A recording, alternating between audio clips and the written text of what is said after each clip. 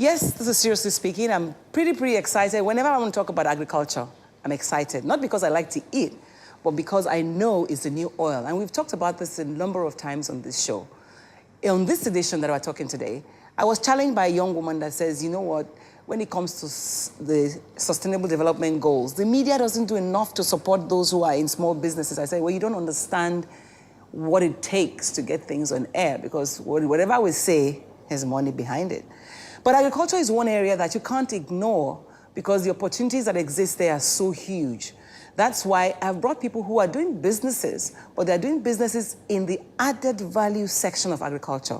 Because when you think farming, we have a different perception of what it is. Now, I want to tell you to tighten your seatbelt, because what you're going to learn on the show today will make you change your mind about what you're practicing currently. I'll be back on Seriously Speaking, if you don't go away. Yes, welcome back. People say I'm excited about everything anyway. It doesn't matter. Once I'm on the show, because I'm explaining and I'm making you understand certain things, I'm happy. It doesn't matter whether the money is in my pocket. However, on the show today, I have Katia and Kachi. Now, I'm starting with Katia and Kachi, but I have 4 people on set. This is going to be one of those editions that you're going to have to tune in to see the end of the show. I begin by introducing to you these 2 people. KK, is that by accident? Well, your name is actually Onyekachi. Yes. It's nice to have you on set. Thank Welcome you. to Seriously Speaking. Thank you. Onyekachi is a farmer, but not a farmer. You know, because at least you're taking farm produce to a next level. And then Katia is the one that challenged me. Katia, it's nice to have you on Seriously Speaking. Thank you very much. Tell me about your work, because your work is primarily, and you are very passionate about women, you're passionate about agriculture, and you're passionate about Sustainable Development Goals. How did you get there? Well, it's been an interesting journey over the past, I would say, 12, 13 years. I've always wanted to work in the development sector. From a very young age, I got interested in political science. And coming from a family of journalists and media enthusiasts. My mother used to work in NTA, by the way. Yes, I always had this interest for questioning things. So one of the big things for me as a young adult was, how do we change Africa? How do we improve development? And in my work, I've been fortunate to work in different sectors, like you mentioned, education, agriculture, and women's issues. And I'm particularly, I would say, passionate about agriculture, just because of the impact that it has on Nigeria, and in terms of what our potential is. So I'm really excited to be working in this space as a consultant to organizations that are involved in the sector, which gives me a very unique perspective from the outside, what the system looks like and what the gaps and challenges are. What caught my eye at the Enactors activity that we went to, and you were talking about, you know, Sustainable Development Goals, was, or my ear rather, was what you talked about, meeting farmers who had produce that was rotten, you know. And that's how Kachi came on board. I thought about Kachi, you know, because Kachi is taking produce from the farm to real produce. But you're originally a computer scientist. Or what is it, computer engineer? Yeah. Yeah. So that's what I studied in university. But what university was this? In US, Abuja State University. But I actually didn't practice computer science as a professional. I had an internship when I was in university. I worked in Chicago. And I realized, you know, this is really nice, but I want to do something else, you know. So after I graduated, I had the opportunity to work in the oil and gas space. And Were you looking for the box? No, I didn't know what to expect. You know, I basically jumped at the opportunity, and it was more of a hands-on thing. And I worked on the rigs, you know, and offshore and onshore in US, and it gave me a different perspective on just being able to push myself, because I worked crazy hours, and you know, in some very dangerous situations. I reiterate, the money was good. Yeah, it was good. You know, it was good, but you know, I just took on the challenge of going outside of the comfort zone, because a lot of my friends worked in offices, you know, but I worked on a drill rig, you know, which is a different experience altogether. But after that, I worked for 8 years, you know, in the oil and gas space in the U.S. and with Halliburton and Kongsberg. What brought you home? So my dad had an oil and gas business in Nigeria, and he asked me eventually, like, look, it's probably time for you to come back to Nigeria and join the company. And I said, okay, fine. And a lot of my friends had moved back from the US anyway, back to Nigeria. So, and I always wanted to move back. I knew it was only a matter of time. How does one get there? This wanted to, because I mean, I hear kids, America is comfortable, so why do you want to come back to Nigeria? That's difficult. Because that's not where you're from. That's not where you're from. I went to primary school here. I went to secondary school here. Well, some part of secondary school here. I have a lot of friends here. My family members, siblings are here. And they all were in the States and they moved back. So a lot of my support system is in Nigeria. So it was only right for me to move back home and then be able to do something that for my country, you know. And in the US, everything that can be done is pretty much done, so to speak. But I feel like there's more of real challenges here in Nigeria, and I felt like it would give me a good opportunity to succeed if I came back. So today you package tomato soup.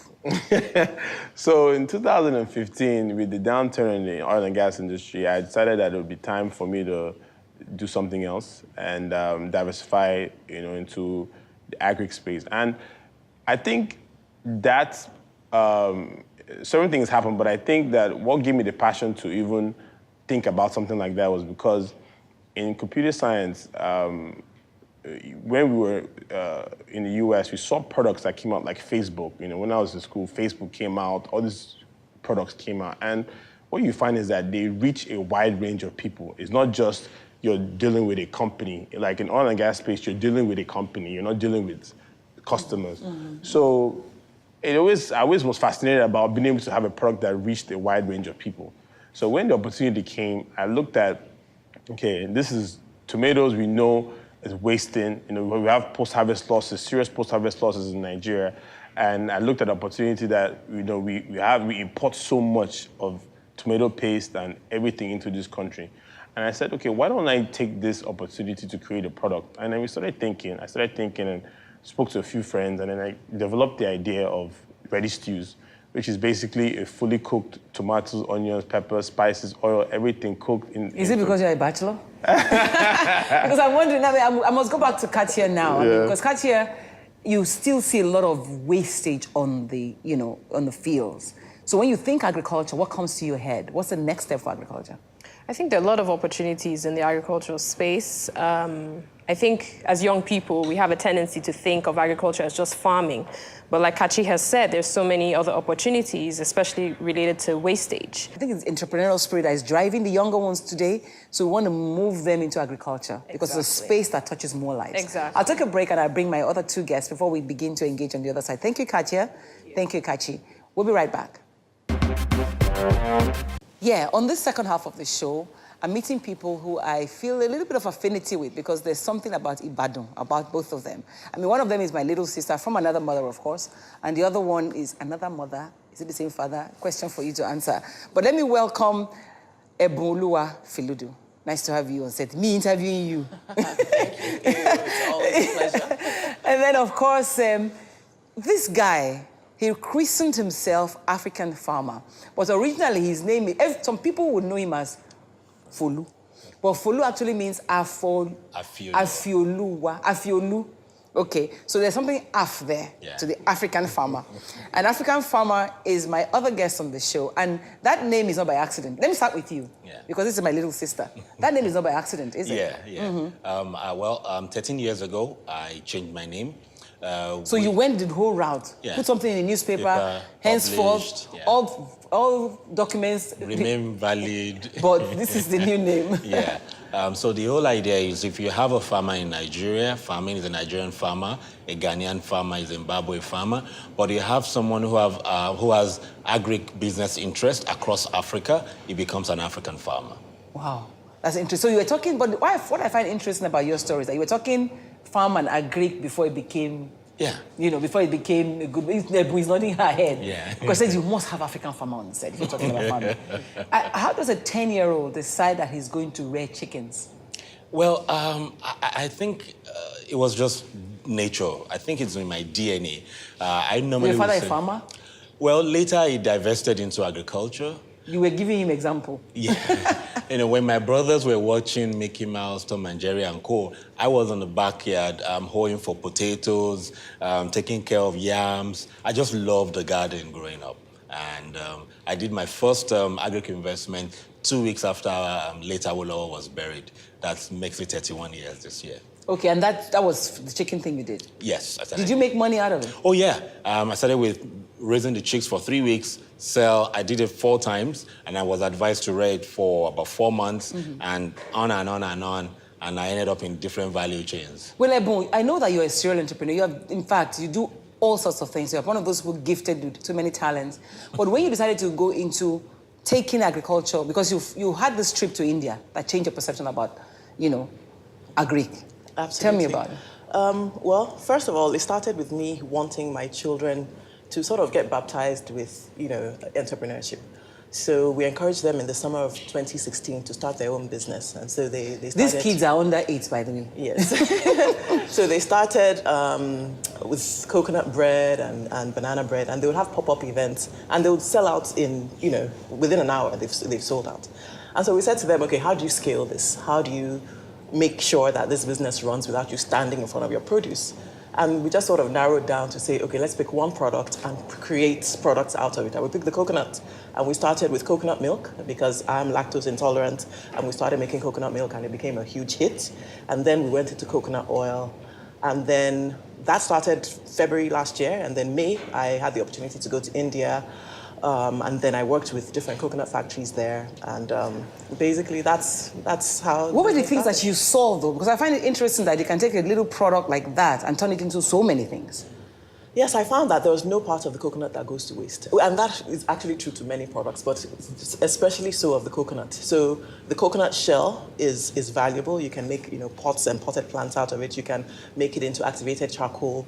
The coconut shaft makes coconut flour. You make oil out of it. You make milk out of it. So we just thought, okay, this is one product which we have in abundance. We're in Lagos. We've got miles and miles of kilometers of land for coconut production. And so we thought, let's just use this. And yeah.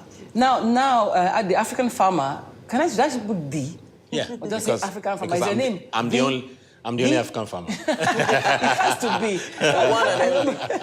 Okay, you started doing it as a business. You went to school to even study something to do with agriculture. Yes. But you were thinking of not going to school at all. Did you have to go to school? Was it an advantage for you? Yes, it was an advantage for me. Is that why you're wearing suit? Because the normal farmer is... No, this is just packaging. So I deliberately did not go to university because university education, even way back then, was not adequate for the knowledge required. You wanted skill. Yeah, I wanted skill. So I went to a technical school, a Federal College of Agriculture, and I'm proud to be a product of that school. So I went to learn the practicals of the business. And during holidays, I would go to my dad's 600-acre farm in Ekiti to see commercial farming. And I just dreamt about it. By the time you were going to university, so you had how many tubers of yam? I had 600 heaps of yams. I had 400 heaps of cassava. I had 100 chickens, broilers, and I had 100 guinea pigs. At 15? Yeah, and I had close to 100 rabbits. So today you are teaching people. Yes. So when this whole buzz about agric, and when our last agric minister, suddenly agriculture is becoming something great. What did you think? What did it... Well, I just felt that we've been preparing for that time. People like you. Yeah, 10, 12 years of my life, I dedicated it to traveling around Nigeria and West Africa to find out what works and what will not work. Because behind me, my dad was a very successful turnaround management consultant, so I knew I wanted to flow in that space. And I would sleep and see, agric doing well in the country. So I prepared myself, and so when the last minister came in, I knew it was time to set up and position. So right now, I'm a startup and turnaround agribusiness expert. Well, is it possible that, are we painting agriculture to look too sweet now, that people may be heartbroken if they get into it? As we round up the show today. Yes, actually, that's why I went into the startup and turnaround business, where it's good to package it, but it's good to balance it with the required work that's behind it. So right now, information space, for me, is the biggest money-making aspect of agriculture, where you provide the right information. Many people, and I have statistics to back it up, about 70 to 80% of people who invest in agriculture lose their money because of lack of information. Okay, this is a nice place to round up because I'm going to engage everybody on the panel session. So for this week, I must say bye-bye, but everybody's going to sit back in the studio. Let's examine all those issues that make those value chain value for those who want to go into it and those who will benefit from it. It's been Seriously Speaking for now, but stay tight. Tune in next week for a continuation of this conversation. Thank you, both of you, for now.